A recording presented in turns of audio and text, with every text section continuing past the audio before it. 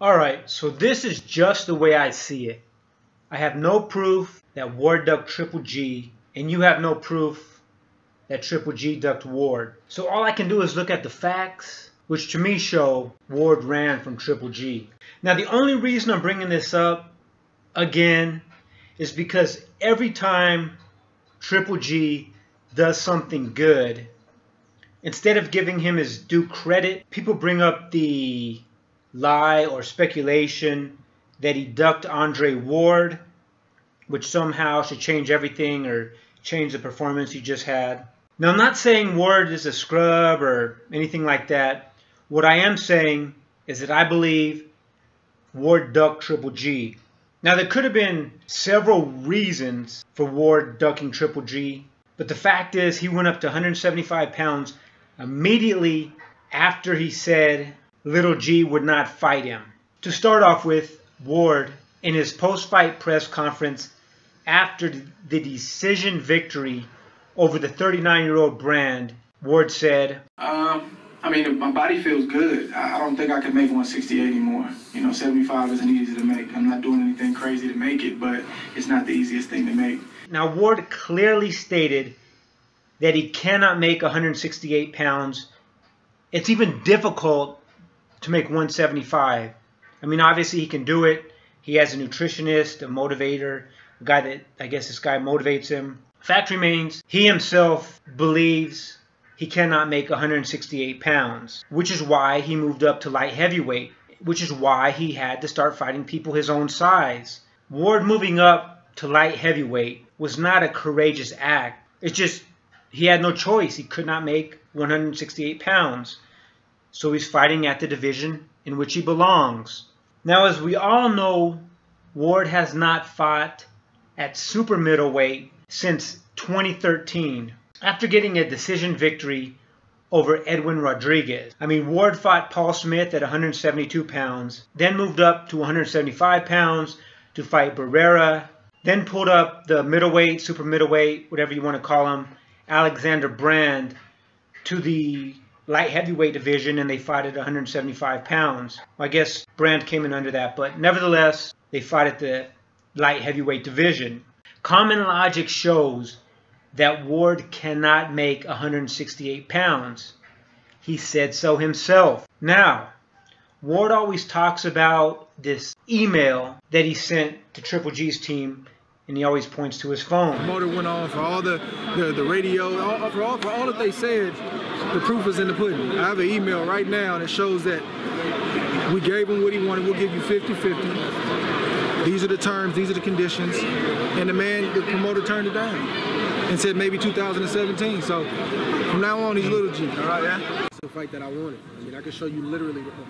This ain't my phone. It's mine. I can show you literally right now. I'm not going to show you, but I can show you an email right now with his promoter. Before his fight, we didn't even know about his fight that was coming up, his last fight. We heard something about it, but I didn't know it was a paper. I didn't know anything about the details. We sent him an official offer detailing the split, the weight class, promotional billing, everything. And they turned it down in less than 5 minutes. He said maybe 2017. Wow. And if anybody knows me, or is I don't lie. Like, I don't have to lie about these things, That's the reality of it. And I just feel bad for the fans because they don't know. They're confused. When he explains how his team submitted an offer to Triple G, but again, this was in 2015, it's not hard to actually show proof of this email or this contract exists. I mean, just put it up and show it. No, I'm not saying that Ward's camp didn't send an email. I'm saying I believe they did it in an attempt to save face, as the public perceives that Ward was ducking Triple G. I mean, look at it. Ward immediately said Triple G, Little G, the silver medalist, was ducking him, vacated his belt, and moved up to or I should say, vacated and moved out of the super middleweight division. He moved out of the division because he couldn't make weight, and he was getting criticized for catch weights. So the facts are the facts. This has nothing to do with whether or not Ward is a good boxer. It has to do with Ward not being honest with the public. It's now one of those situations where once you tell a lie, you have to keep telling a lie to cover the initial lie. I mean, let's be honest, Ward should not even make offers unless he can make the weight. Triple G likes to fight 3 or 4 times a year. He can't play games with Ward, Canelo. He wants to get as many fights in as he can. And Ward needs to be honest, he could not make 168 pounds.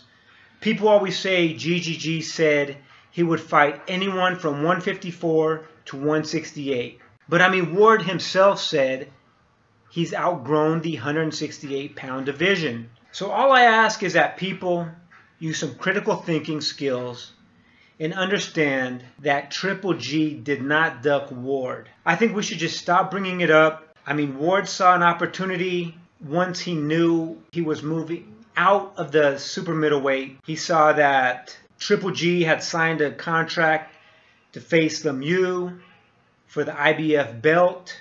He had signed the bout agreement. So Ward tried to fool the public into thinking that he actually wanted to fight Triple G. Triple G was scared. Immediately after that, Ward moved up to light heavyweight, and the rest is history. Now, hopefully these guys do eventually fight at some point, but we have to be honest. If there was any ducking, it was done by Ward. Not saying Ward is a duck.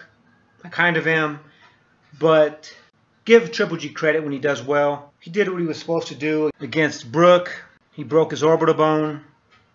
I'm willing to bet, or I'm quite certain, since people are always throwing out hypotheticals, if Ward were to get his orbital bone broken, he himself would probably throw in the towel, not his corner. Now again, I have no proof. Ward's never lost, but Brook is just a tough guy.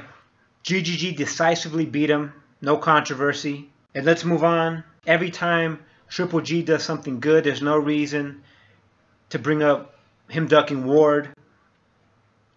Ward could not make 168, and he did what he thought he needed to do by deceiving the public.